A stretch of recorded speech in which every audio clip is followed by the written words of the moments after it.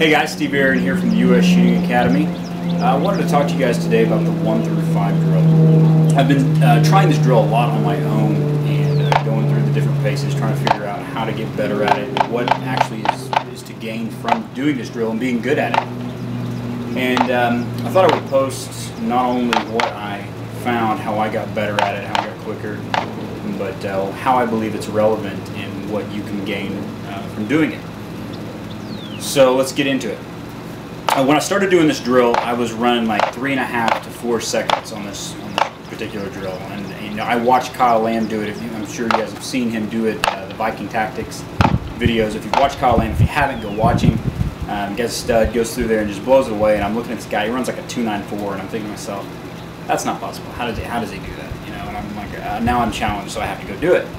And so me and a couple guys go out, and a couple of my students, and we're working on it, and I'm working with them, trying to get better at it. And one of the things I noticed immediately was that there's multi parts to this drill, and the beauty of it is not only being able to drive the gun efficiently and bring the gun up quickly and drive the gun target to target and maintain trigger speed and recoil control, but it's not just those things, but it's learning the mechanics behind them and what you're doing. It really exposes any weaknesses you have in your particular technique or platform. So one of the first things I did was I looked at it and said, okay, if I have this target in mind, whatever my time would be, let's say my goal is a 2.8. I want to shoot all these shots in this 1 through 5 drill, all 15 shots. I want to shoot it in 2.8 seconds. One of the first things I did was figure out if I can mechanically move my body fast enough and see a sight picture to be able to do that. So one of the first things I did was take my shot timer, set it on part time, clear up my gun, and work it that way. And I would literally just run the drill over and over again in my target time, or whatever it took me to get to that time, or whatever time I wanted to run in. And I would run it over and over and over again and see if I can physically move the gun fast enough. And I'd start playing with my technique, playing with my stance, playing with how fast I drove the gun up, all those things. And I'd be honest with myself. I'd say, oh, did I see my red out there? Was I on target? Was I off target? Where would that shot have gone? Just so I didn't create any bad habits, so to speak. But I'd go through and I'd look at that drill and work literally just the motion, so to speak, not even firing around. And that saved me a lot of ammo, number one, because every time you run this drill, it's 15 shots. And you can go through a lot of ammo in a hurry. So by doing the part time and setting up that way, I found that not only was I saving ammo, but I was really figuring out, can I even drive that gun fast enough? What's it going to take for me to be able to do this?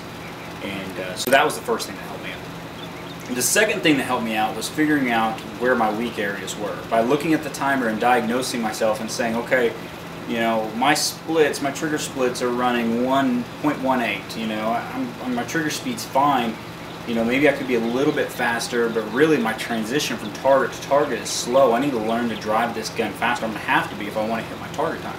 And so I would work just that portion. I'd work just driving the gun from target to target. And by breaking it down to that skill, it really helped me out substantially. One of the final things I did was working just the up portion, just the first target, bringing my rifle up and getting that one shot and then coming back down. Bringing the rifle up, getting that one shot, coming back down, and working my time there to see how fast I needed to be able to complete the drill in the projected time. So those are some of the things that I found when I broke it down that were useful to me.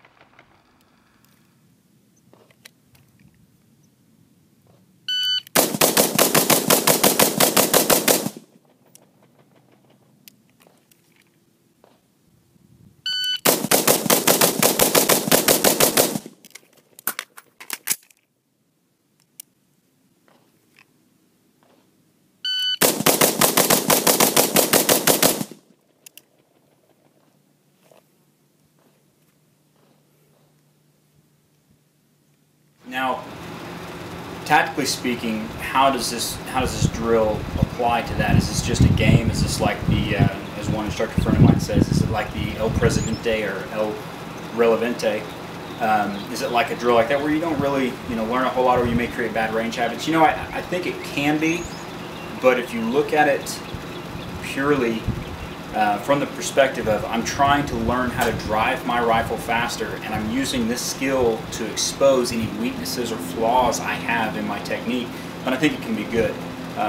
In the past few years, and probably really in the past 2, I've seen a lot of just people train just to go train, but not really to get better, or not really to learn or be objective.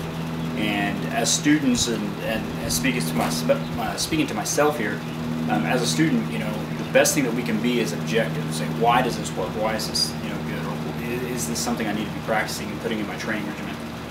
And with this specific drill, I think that if we're objective, we look at it and say, okay, driving the rifle up and be able to see my sight fast is a good thing. The first shot on target, that's important. I want to be able to be fast and be able to do that.